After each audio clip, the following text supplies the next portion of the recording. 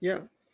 Another thing I want to mention was what do you think about modern day products that are made out of wood versus other materials? Because obviously wood is it's a very versatile product. It's it's pretty durable. It's flexible. Or but then there's uh, also, as time goes on, we're starting to transition to other products which are like plastic, which are less sustainable and Mm. also not as good for the environment. Oftentimes lower quality. Yeah, no, it's a real conundrum. What's happened is that wood is a fantastic material, um, and you can make it into virtually anything. It's got one main problem is that it takes ages to do that. To cut, you have to carve it, whereas loads of other materials, concrete, plastic, metals, they can all be um, can be shaped much more easily. They can be put into or rolled, and production costs are incredibly cheap. So you've got all these other materials, steel, concrete, plastic, that can be made cheaper. And nowadays you've got things like carbon fiber materials that can actually have better properties than wood because they incorporate those very stiff fibers within a plastic matrix. It's doing just what wood does actually. Hmm. Um, so there's all these other materials. The problem is they all take huge amounts of energy to make them. Steel, 100 times as much steel. Concrete making concrete uh, makes up about 5% of the CO2 emissions.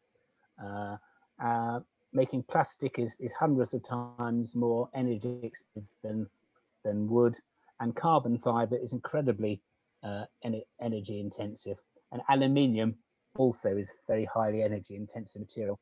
So if we can use wood, and we're starting to use wood in big engineering structures as well, then we can stop ourselves using all this energy that otherwise used to make these other materials. And and I could tell you about some of the exciting big engineering uses of wood that we use nowadays. If you're interested in that, Mhm. What was that? You could. yeah, because uh, we used to there used to be another final problem with wood is that you're limited by the shape of trees.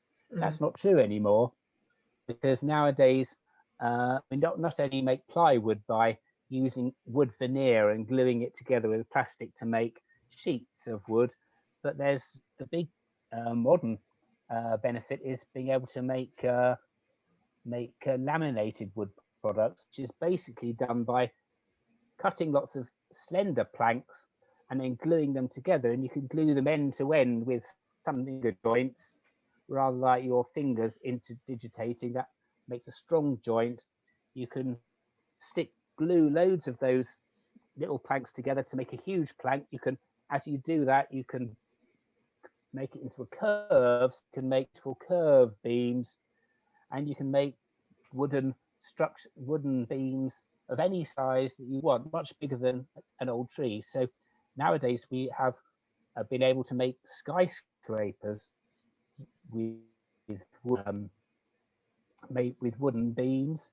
The tallest one's about 270-foot tall. It's in Norway, and there's another 180-foot tall one in University of British Columbia in I've forgotten what the up on the west coast of Canada there, and at last we're able to use wood in ways that mimics and is much more energy efficient, uses less than a fifth of the energy to make that building than it would if it was concrete. And people are even starting to be able to make glass, sort of see-through windows out of wood by removing the lignin or bleaching it and then filling the wood up with resin, and that makes a nice transparent material which is stronger than glass. It's better insulated than glass, and so we could be living in a whole new wooden world in the future.